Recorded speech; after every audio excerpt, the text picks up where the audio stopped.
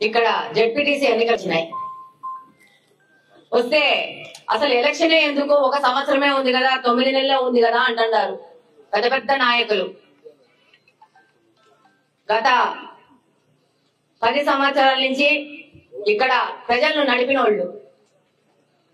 మరి ఇక్కడ ప్రజాప్రతినిధి అక్కర్లేదా అని నేను అడుగుతా ఉంటాను. మనకు మన సమస్యలు తీర్చడానికి ప్రజాప్రతినిధి కావాలా? అది 6 నెలలు ఉందా, 10 నెలలు ఉందా, సంవత్సరం ఉందా అనేది అనవసరం. ఈ దినం కూటమి ప్రభుత్వం అధికారంలోకి వచ్చింది. ప్రజలు ప్రశాంతంగా బతుకుతా ఉంటారు. ఆ దినం మొన్నొచ్చిన ఎలక్షన్ లో కడపలో నేను పోటీ చేసినప్పుడు ఈమె ఎవరు యాడ్ నుంచి వచ్చింది, ఈమెకేం తెలుసు, హైదరాబాద్ నుంచి వచ్చింది అంటూ మాట్లాడిన వాళ్ళు కొంతమంది అయితే, కొంతమంది అక్కడ రిస్క్ చేస్తున్నావక్క, ఈడెందుకు పోటీ చేస్తున్నావు అన్నోళ్ళు ఇంకొంతమంది. కానీ మన నాయకుడు నారా చంద్రబాబు నాయుడు గారు, అలాగనే కడప జిల్లా అధ్యక్షులు శ్రీనివాస్ రెడ్డి గారు నిర్ణయం చేసుకుని నన్ను దింపినారు. ఇలాంటి మాటలు వింటూనే ఎలక్షన్ లో క్యాంపెయినింగ్ అంతా చేసినాం.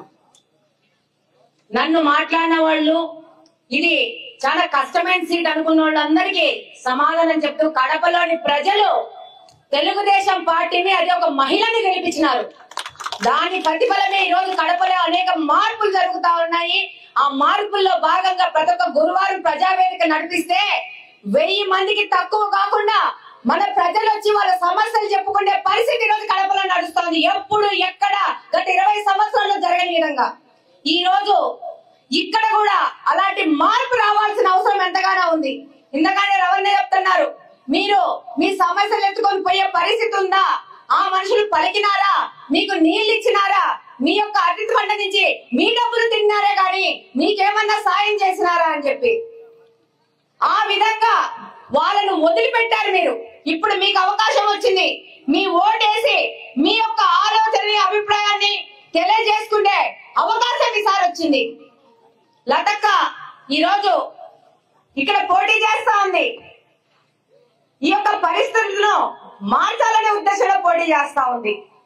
ఇందాక వాసన్న చెప్తా ఉన్నారు, మద్యం కుంభకోణంలో కట్టలు కట్టలు లెక్కేస్తున్నారు, టీవీలలో వస్తున్నాయి, నాయకులు చెప్తున్నారు అక్కడ 2000 రూపాయల నోట్లు ఉన్నాయి, అవి మొన్న ఎట్లా పంచుతామని చెప్పి. అరే పిచ్చోళ్ళారా, అది మీరు 19 నుంచి నొక్కిన డబ్బురా, అది దాని వీడియోలు అక్కడ దొరికినాయని చెప్తున్నాం.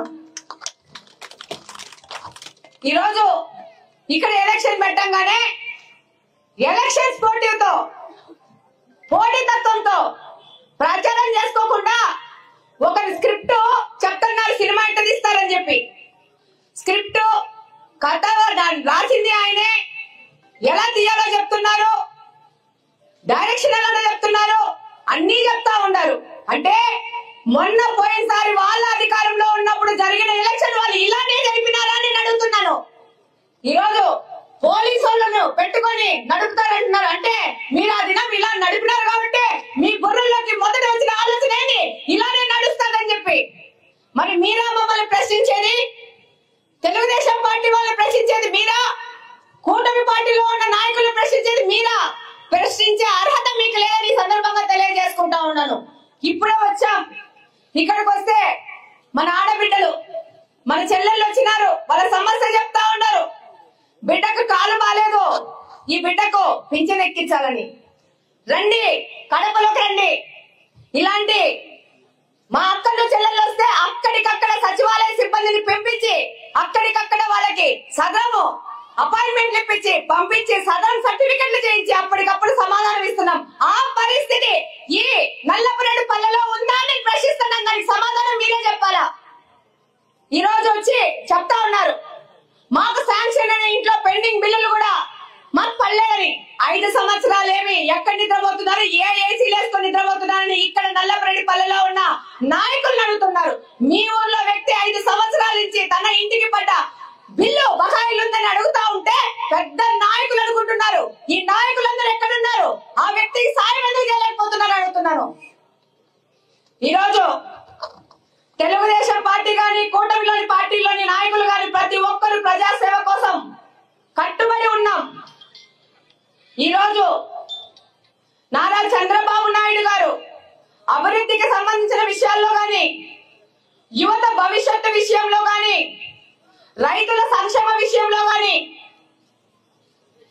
మన పిల్లల విషయంలో గాని, వాళ్ళు చదువులు చదువుకొని పెద్ద పెద్ద ఉద్యోగస్తులు అవ్వాలే గాని వాళ్ళు కూలీల దగ్గరనో ఇంకో రకనో వాళ్ళు స్థిరపడిపోకూడదని చెప్పి ఈ రోజు తల్లికి వందనం పేరున ఏ విధంగా ఎలక్షన్ ముందు చెప్పినారో ప్రతి బిడ్డకు తల్లికి వందనం వర్తింపజేస్తారని చెప్పారు. ఆ విధంగా ఈ రోజు ఒక ఇంట్లో 4 పిల్లలుంటే 4 పిల్లలకి ఇచ్చినారు. మా కడపలో ఒక కుటుంబంలో 7 మంది పిల్లలుంటే 7 మంది పిల్లలకి తల్లికి వందనం డబ్బు పడిందంటే అది నారా చంద్రబాబు నాయుడు గారి యొక్క గొప్పతనం, అది కూటమి ప్రభుత్వం యొక్క గొప్పతనం.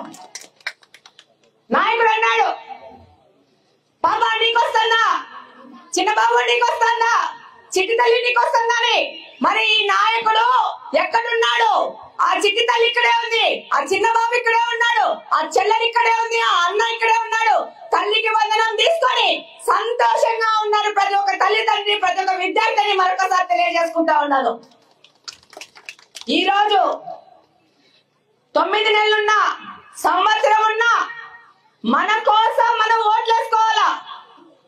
మన నల్లపురెడ్డి పల్లని అభివృద్ధి చేసుకోవడానికి మనం వేసుకోవాలా.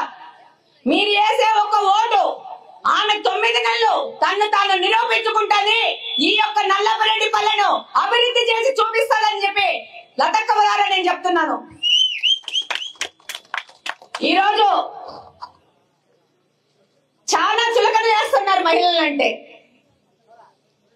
కానీ చులక మాట్లాడే ప్రతి మగోడు వెనక కూడా వాళ్ళ అమ్మ ఉంటది, వాళ్ళకొక భార్య ఉంటది, వాళ్ళకొక కూతురు ఉంటది. అది అర్థం చేసుకోవాలా. మహిళలను అగౌరవపరచడము వీళ్ళ సాంప్రదాయంలో బెడ్లో ఉంది. ఈ రోజు ఇలాంటి పరిస్థితుల్లో మహిళలు ధైర్యంగా ముందుకొచ్చి ప్రజాసేవలో కూడా మా వంతు భాగం మేము పంచుకుంటాము, మేము సేవ చేస్తామని చెప్పి ముందుకు వస్తున్నారంటే ఇది మీరు గమనించాల్సిన విషయం. ఒక మహిళ అర్థం చేసుకున్నట్టుగా సమస్యలు ఎవరు అర్థం చేసుకోలేరు. నేనే నా దగ్గరికి వచ్చిన ప్రజల యొక్క సమస్యలు చెప్పినప్పుడు తొందరగా వాటి మీద సెన్సిటివ్ గా ఫీల్ అవుతుంటాను. వాళ్ళ సమస్యలు ఎట్ట తిరిగి సాల్వ్ చేయాలనుకుంటున్నాం. అది మహిళలలో ఉన్న సున్నిత తత్వము, స్వభావము. ఇది గుర్తించుకొని మీరు తప్పకుండా సైకిల్ గుర్తుపై ఓటేసి ఈసారి చరిత్ర మార్చాలా. ఒకసారి కడపలో చరిత్ర మార్చినారు మా వాళ్ళందరూ, ఇప్పుడు నల్లపురెడ్డి పల్లెలో కూడా మీ ఓటు ద్వారా చరిత్ర మారుస్తారని కోరుకుంటూ మరొకసారి లతాక్కని గెలిపించి సైకిల్ గుర్తు మీద ఓటేసి మన యొక్క జీవితం మీద హక్కులు మనం తీసుకుందాము. ఎవరు వేసే చిల్లర మెతుకులు, ఎంగిలి మెతుకులు మనకు అవసరం లేదు.